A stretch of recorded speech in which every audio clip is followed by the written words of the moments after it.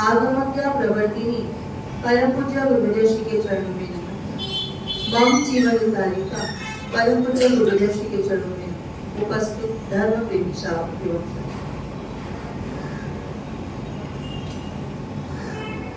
वितराग परमात्मा के शासन में आपको हमको उस परम पद को प्राप्त करने के लिए स्थान प्राप्त हुआ है। जिस परम पद को प्राप्त करने के बाद ज्ञानी फरमाते हैं कि और भी कुछ प्राप्त करना शेष रहता नहीं, पर उस परम पद तक जाने के लिए, वहां पहुंचने के लिए, वहां स्थान प्राप्त करने के लिए तैयारी कहां करनी पड़ेगी?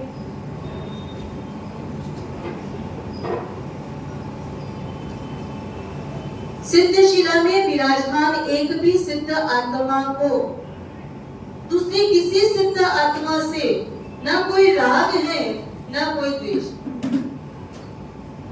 पर राग नहीं करना, द्वेष नहीं करना, अपना नहीं मानना, ये प्रैक्टिस कहां की? यहां। अगर जीव कहे यहां संसार में रहते हुए परिवार के तमाम जीवों के साथ सारे संबंधों को निभाता रहूं और वापस सिद्ध शिला में पहुंचने के बाद सबसे अलग हो जाऊं, विरक्त हो जाऊं, तो क्या यह संभव है? कभी भी। जीव निगोद में था तब भी अकेला था, जीव व्यवहार राशि में आया तब भी अकेला है, और जीव जब उस सिद्धावस्था को प्राप्त होगा तब भी वो अकेला है। अभी आप अकेले होंगी साथ में? अकेले प्रतिक्रमण करने आए आप। आज चतुर्दशी का दिन है, उपवास का बचकान नहीं लिया, सुबह नहीं कर पाए, रात्रि कौशल कर लो, पर सब कोई नहीं है करने वाला। अकेले कैसे करेंगे? एक सहयोगी चाहिए, एक साथी चाहिए। सिद्ध शिला में मिलेगा? अनंतों के बीच में रह करके भी जीव अकेला है, हजारों के बीच में रह करके भी जीव संसार में अकेला है। यहाँ कोई किसी का नहीं और हम किसी के नहीं, किसी का कोई ना आज तक किया है और ना कल कर सकता है। पहले कहा अकेला, अकेले आए हैं, अकेले जाना है, और भोगना भी कैसे है? वो लंका नरेश रावण, जिसके पास ज्ञान का भी उतना ही साम्राज्य है, धन सत्ता संपत्ति का भी उतना ही साम्राज्य है, सब कुछ है, सब जाहो जलाली है, पूरे विश्व में एक तरफा नाम जिसका चल रहा है, सीता को भी हरण करके ले आया है, आग्रह कर रहा है, पर नियम से बनता है जिसको लेकर के आया हूं उसकी इजाजत ना हो तब तक उसका स्पर्श भी करना नहीं। ये देखते देखते उस लंका नरेश को पता है सीता इस जन्म में कभी भी मेरी होने वाली नहीं है, कभी हाँ कहने वाली नहीं है, लेकिन वापस राम को लौटा दूं तो क्या होगा? पूरे संसार में, पूरे विश्व में मेरा क्या हो जाएगा? अपमान हो जाएगा, मेरी अपकीर्ति फैल जाएगी। एक मुकाम हासिल किया हूं, वो मुकाम चला जाएगा, ये अभिमान। किसके लिए, किसके कारण, किसके साथ? ज्ञानी फरमाते हैं किसका अभिमान? क्या लेकर के आए? क्या लेकर आए? पुण्य और पाप, ये दो कर्म साथ में लेकर के आए थे, उसी को यहाँ भोगा है, और उसी में या तो किसी में घटाव होगा या किसी में बढ़ोतरी होगी, और वही लेकर के जी यहाँ से वापस रवाना होने वाला। ना पत्नी साथ आने वाली है, ना बेटा साथ आने वाला है, ना धन सत्ता संपत्ति हमारे साथ जाएगी। क्या एक आध तो ले जाओगे? नहीं, क्यों? इतनी मेहनत से कमाया, खून पसीने की मेहनत एक करके कमाया, दौड़ रहे हैं, भाग रहे हैं। पूछो भैया कहाँ भाग रहे हो? तो परिवार के पालन पोषण के लिए भाग रहा हूँ। मिलेगा क्या आपको उससे? हाँ? व्यापार करने वालों को 2 वक्त की रोटी भी सुख चैन से मिलती नहीं, तो किसके लिए भाग रहे? हाँ? ये लाके आपको देते हैं, मकान का सुख बनाया, सब मिला, काम वाली नहीं आई, क्या हुआ? हाँ? तो किसका जी भरने के लिए इनसे कमवा रहे? काम वाली का। जो साड़ी आज खरीद करके हजारों की लेकर के आए, उसकी कोई एक्सपायरी डेट निर्धारित नहीं है, खरीद करके लेके आए और ला करके जैसे ही आपने पेमेंट किया है, साड़ी किसकी हो गई? साड़ी पे मालिकाना हक किसका होगा? आपका। जवाबदारी अब किसकी है? आप उसकी दुकान में ही किसी खीले से अड़कर आपके कपड़े फट जाएं, तो क्या वो दुकानदार आपको रिप्लेस करके देगा? क्या पैसे रिटर्न करेगा? तो क्या उस दुकानदार की जेब भरने के लिए सावक जी से इतनी मेहनत, इतना पापा चल करवाया?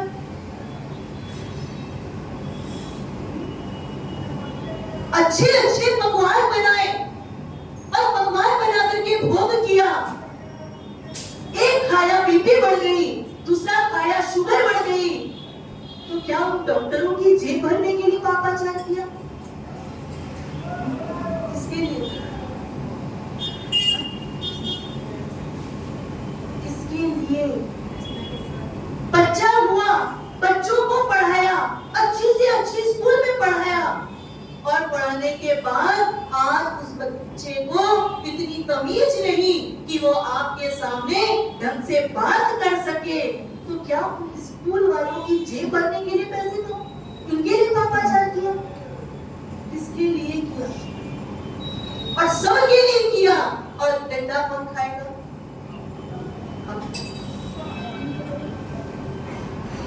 वो अभिमान रावण को क्या दिलाया? नरक का दरवाजा, वही दरवाजा अभी दिलाया। काल सोमरी कसाई श्रेणी महाराजा के समय हुए, उनके राज्य में हुए, परमात्मा के शासन की बात है। और काल सोमरी का बेटा सुलस मित्र किसका है? अभय कुमार का। अभय कुमार कौन? श्रेणी महाराजा के पुत्र। और अभय कुमार की एक ऐसी खासियत थी, उनके साथ मित्रता वही कर सकता है जो भवी। अभावी जीव की मित्रता कभी भी अभय कुमार के साथ संभव नहीं। सोचो, काल सोमरी कसाई जिसका बेटा सुलस मित्र है अभय कुमार का, वो काल सोमरी कसाई प्रतिदिन 500 पाड़े मार रहा है, पंचेंद्रिय जीव की हिंसा प्रतिदिन कर रहा है, और इधर उसका बेटा अभय कुमार से जैन धर्म की तालीम ले रहा। समय पसार होते गया, काल सोमरी कसाई की मृत्यु हो गई, और जैसे ही मृत्यु हुई, क्रियाकर्म करने के बाद परिवार ने काल सोमरी को के पुत्र सुलस को कहा, बेटा अब पिता की गद्दी पर किसको बैठना? आपने यही सोच के पेड़ी बनाया कि बेटा बड़ा होकर के कहाँ बैठे, मेरी ऑफिस अब कौन संभाले? बॉम्बे में तो क्या है, छोटे शहर छोटे स्टेट वाले उठ करके पढ़ने के लिए बॉम्बे आए, और बॉम्बे वाले विदेश शिफ्ट हो गए। सुख यहीं पर आपको आपके बेटे भले धर्म करे या ना करे, प्रैक्टिकली बता रहे पिताजी रहना तो अकेले ही पड़ेगा। अपना वारिसदार उसको देना है, अपनी गद्दी उसको देनी है, अपनी पोस्ट उसको देनी है।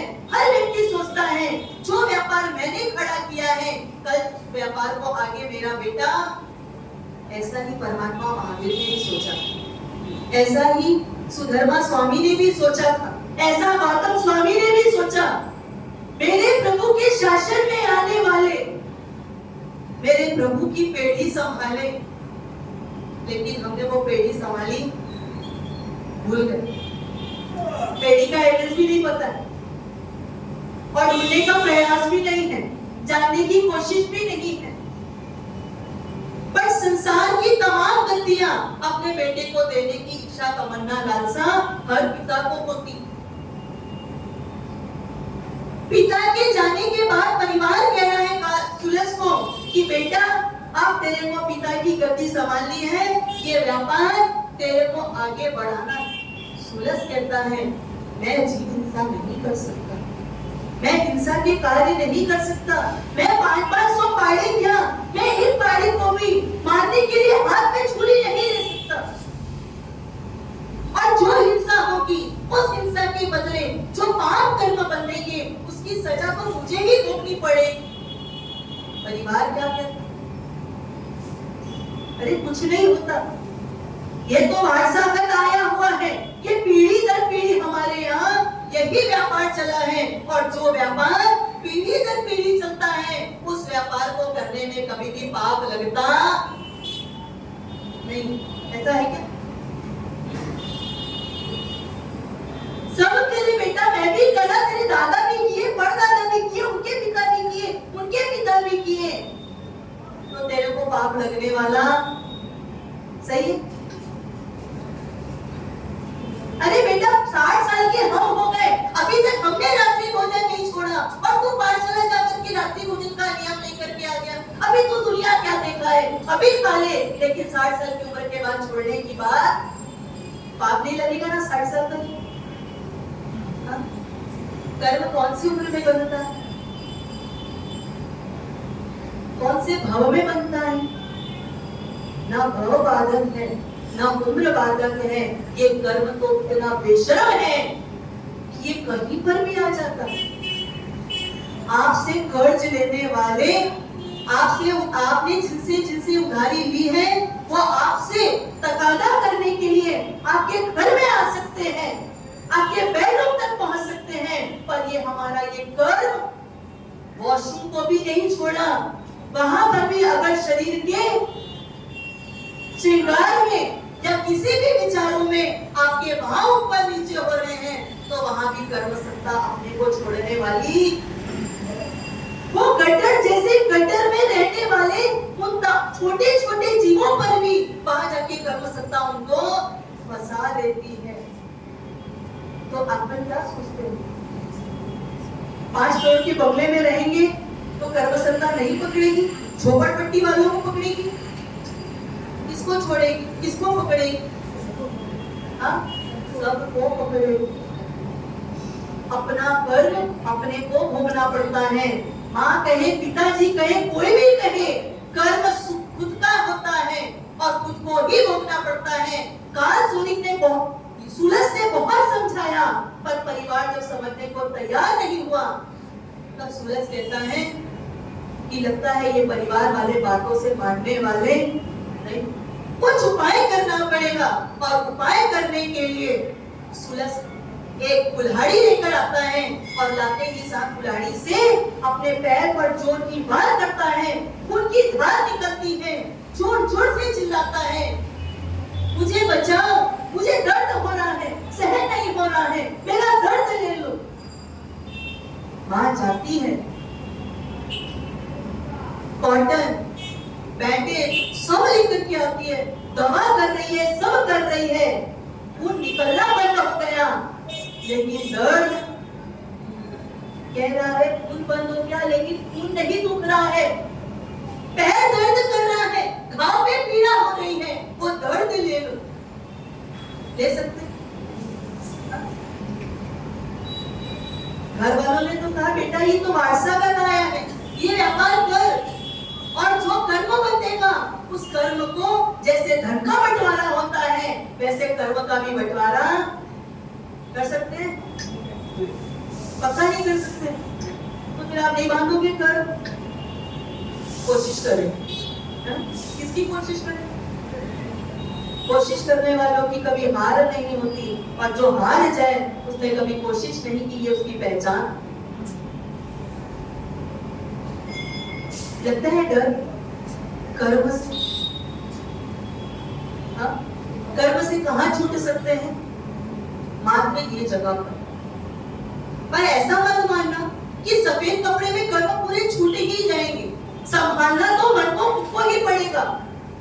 लेकिन चांसेस यहाँ ज्यादा है क्योंकि यहाँ गिरने के साधन कम है।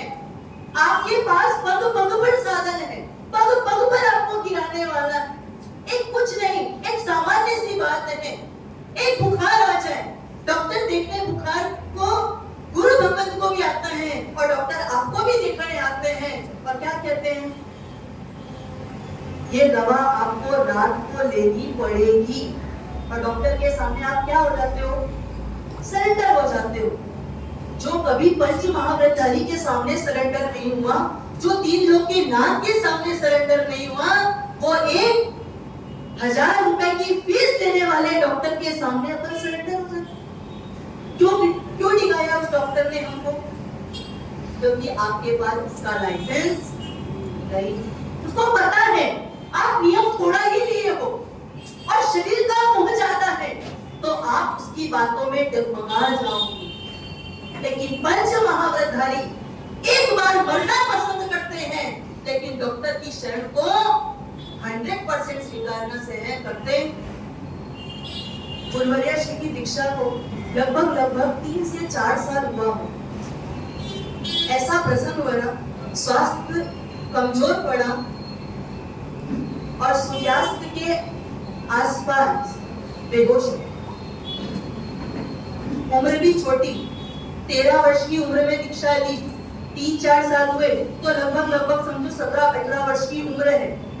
वो 17-18 वर्ष की उम्र के आसपास स्वास्थ्य गड़बड़ होना, बेहोश हो जाना, कुछ भी हलन चलन नहीं है, सब घबरा गए, डॉक्टर को बुलाया, डॉक्टर में भी जय डॉक्टर आया और जय डॉक्टर ने आने के बाद जांच पड़ताल की और कहा ये छोटी सी एक दवा है जिसको आप जीभ के नीचे रख दो, ये ठीक हो जाए।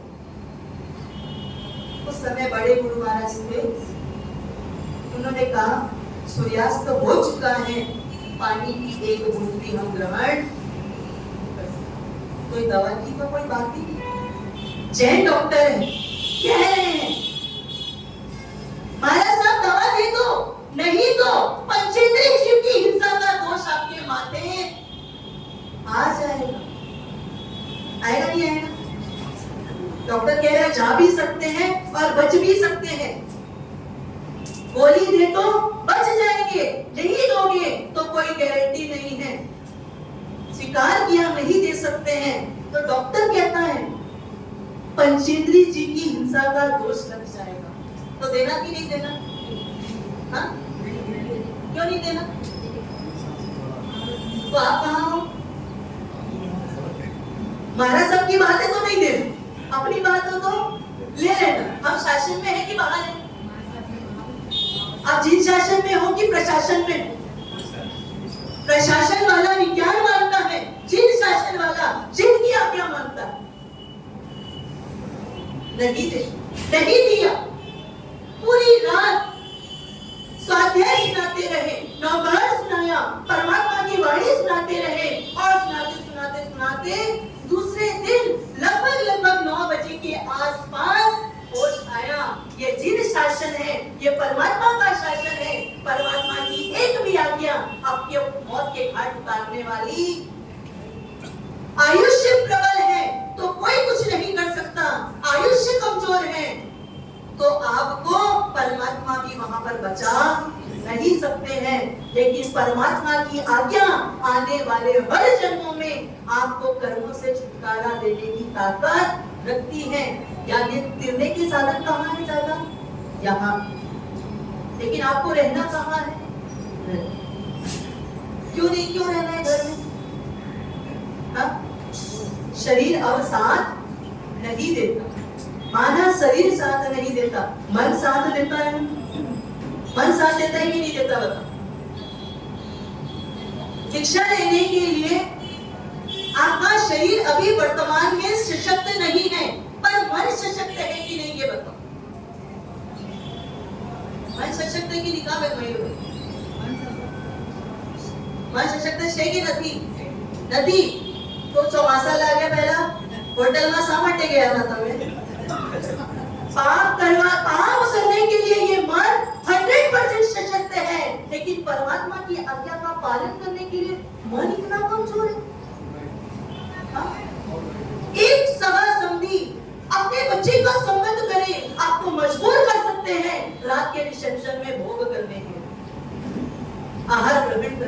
कर सकते नहीं कर सकते?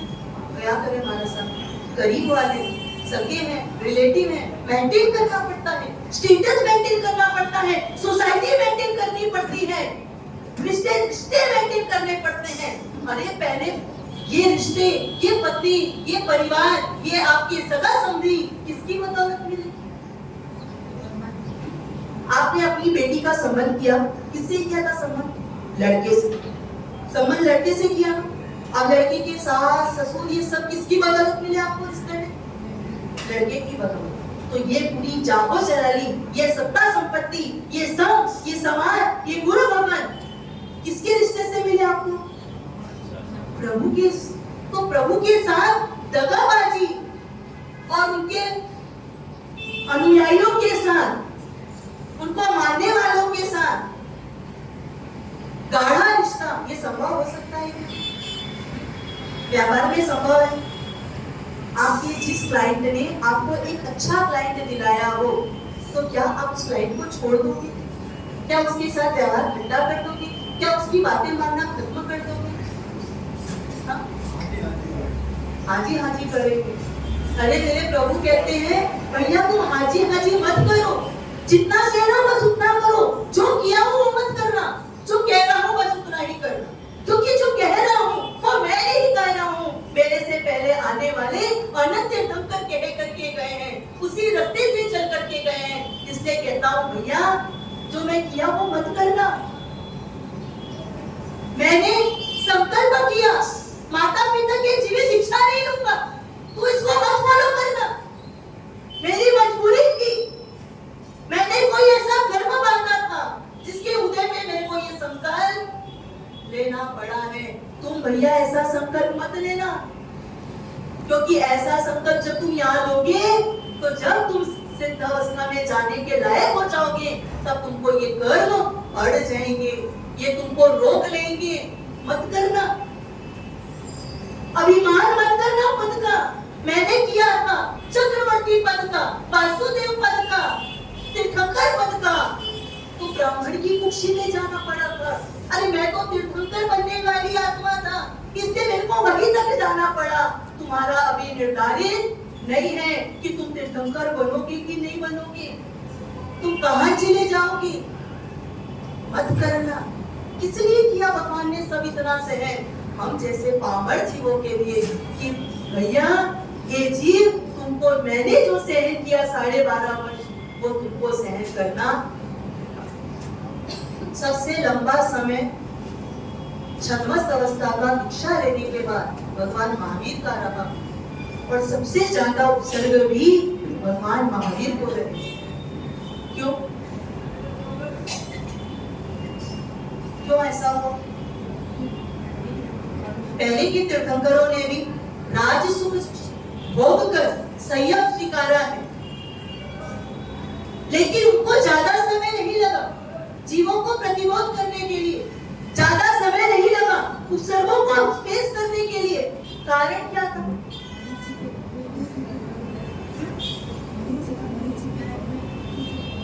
पहले वालों को क्यों नहीं करना पड़ा? क्योंकि पता था प्रभु को मेरे शासन में होने वाले सब जीव कैसे रहेंगे, समझ जाएंगे। 5वां आ रहा है, उल्टा अवसर पीढ़ी काल है। जीव अगर समझने के लायक भी रहेंगे तो उनको फिसलाने वाले लोग ज्यादा रहेंगे। सच बताना, रात्रि भोजन छोड़ने की प्रेरणा देने वाले कितने मिलते हैं और रात्रि भोजन करने की प्रेरणा देने वाले कितने? छड़ी वाली संग में जाने की प्रेरणा देने वाले कितने मिलते हैं और वर्ल्ड टूर करने की प्रेरणा देने वाले कितने मिलते हैं? आपने अपने बच्चों को तुम संयम के मार्ग पर आगे बढ़ाओ, ये प्रेरणा देने वाले कितने मिलते हैं? और एक बच्ची के लिए 50 लड़के बताने वाले कभी विचार किया? जितनी बार बच्चा कोख में आया है तब से लेकर के बच्चा योग्य उम्र में आवे तब तक बार बार ये भावना जो जीव आता है, मेरा बच्चा संयम के मार्ग पर चढ़े, मेरा बच्चा संयम के मार्ग पर चढ़े। बच्चा तुम्हारा संयम के मार्ग पर चढ़े कि ना चढ़े, लेकिन उस भाव तक आपने अनंत अनंत चारित्र मुनि कर्म को खपाने का काम किया है। लेकिन जो बच्चे की माँ या जो बच्चे के परिवार के सभ्य ये भाव आते हैं कि मेरा बच्चा योग्य उम्र का हो चुका है, अब इसके लिए संबंध देखना है, 1 देखा, 10 देखे, 20 देखे, 100 देखे, जितने संबंध देखे उन सब के साथ चौथे व्रत के खंडन का पाप हमारी आत्मा को लग जाता है। तो शासन में जन्मे हैं तो क्यों ऐसा पापाचार करते? अगर आप अपने बच्चों को दीक्षा नहीं भी दे सकते हो, नहीं भी देना चाहते हो, तो दर दर जा करके क्यों गुहार करते हो मेरी बच्ची के लिए लड़का बता दो? क्या आपकी बच्ची आपके घर के लिए बाहर है? आपका बेटा आपके लिए घर के लिए बाहर है? अरे भाग्य में लिखा होगा तो आ जाएगा। शासन में जन्मे हैं, भीख मांगना हो तो 2 ही जगह मांगना, तीसरी कोई जगह नहीं। एक प्रभु का दरबार है और दूसरा मेरे गुरु का दरबार है। प्रभु के सामने भीख मांगो, परिस्थिति कैसी भी आ जाए, लेकिन हर परिस्थिति में प्रभु मेरी क्षमता, मेरा सामर्थ्य, मेरी निष्ठा आपके प्रति की बनी रहे। और गुरु के दर पे भीख मांगो कि गुरु महाराज इतना आशीर्वाद दो कि संसार के पचड़े से निकलूं और संयम के वेश में आ सकूं। बाकी इनके सामने नहीं मांगना। क्या मांगना इनके सामने? अरे आपके बच्चे के भाग्य में शादी लिखी होगी और होने लिखी होगी तो लड़की चल करके आपके घर में आएगी। सुना है ना कई जगह, पर सब लड़का देखने गए ही नहीं, सामने से चल करके संबंध आया और एक बार में वो संबंध हमारा तय हो गया। लड़की का पुण्य प्रबल है हमारा साहब, देव गुरु धर्म की कृपा है हमारा साहब। क्या बच्चे का संबंध सही जगह हो जाए तो क्या आती बात? देव गुरु धर्म की कृपा है। पर सच बताना, बच्चे को संयम का भाव आ जाए तो किसकी कृपा है?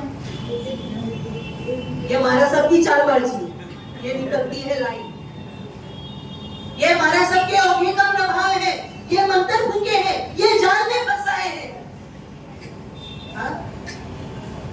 नहीं लगता? अभी घर का बच्चा कोई बोला ही नहीं होगा दीक्षा के लिए, इसलिए नहीं लगा है ना? किसी ने कहा ही नहीं होगा, इसलिए लगा ही नहीं लगा है। अच्छी बात है, परमात्मा से प्रार्थना करना, गुरु महाराज से नियम लेना, जिंदगी में कभी ऐसा संयम की आज्ञा देने का प्रसंग आ जावे तो मेरे मुख से कभी भी ना निकले। चारित्र मौलिक कर्म 5वें आर्य में लेकर के तोड़ पाऊं या ना पाऊं, लेकिन किसी को अंतराय देकर के बांधने का काम नहीं करूंगा। अकेला आया हूँ, अकेला जाना है और अकेला ही भोगना है। वो सुलस जब चीख रहा है, परिवार का एक भी सदस्य उसके दर्द को लेने के लिए स्वीकार नहीं कर पा रहा है, उसी समय उस सुलस ने निर्णय किया, अब मुझे ये कोई पाप का व्यापार मैं नहीं कर सकता हूँ, आप मुझे बाध्य नहीं कर सकते, क्योंकि आपने कहा था हम पार्टनरशिप निभाएंगे, लेकिन अभी एक पैर के दर्द का पार्टनरशिप आप नहीं निभा पाए तो नरक की दुर्गतियों का पार्टनरशिप आप ले पाओगे? वो सीता राम की पत्नी, अयोध्या नरेश की पत्नी, शादी हो गई और शादी होकर के क्या मिला गिफ्ट में? मुंह दिखाई क्या मिली? वनवास मिला। या एक ग्राम ऊपर नीचे मिल जावे तो हम ऊपर नीचे हो जाते हैं, पर वो सीता को वनवास मिला, राज्य सुख नहीं मिला। जिसका पति कल राजा बनने वाला था, वो पति आज वन दर भटकने वाला है। उसके बाद भी सीता प्रसन्न है। उस वनवास से रावण उठा करके ले गया, फिर भी सीता राम के लिए अपने आप को मन से मजबूत करके रखी है। जब तक धरती पर राम है तब तक मेरा कोई भी बाल बाका कर सकता नहीं। वनवास से लौटे हैं और वनवास से आने के बाद सीता को अग्नि परीक्षा देनी पड़ी, और उस अग्नि परीक्षा में भी राम सीता की अग्नि परीक्षा मांग रहे हैं। तभी सीता के भीतर से राम के प्रति की श्रद्धा, राम के प्रति का विश्वास खंडित हुआ नहीं। सीता गर्भवती जंगल में छोड़ दिया, और जब तक लव कुश बड़े नहीं हुए तब तक राम के साथ सीता का वियोग रहा। कहा ना, तब भी लेकिन सीता के भीतर से राम की श्रद्धा खंडित नहीं हुई। सीता ने सिर्फ यही माना, मैंने बांधा है, मुझे भोगना ही पड़ेगा, ये कहीं पर भी छूट सकता नहीं है। यानी खुद का बांधा हुआ खुद को ही भोगना है। ये एकत्व भावना हमको भानी है, और यही एकत्व भावना हमको निश्चित तौर पर उस मोक्ष सुख को दिलाएगी। ऐसी भावना आप अभी प्यारे मैं भी करूंगी भावना के साथ।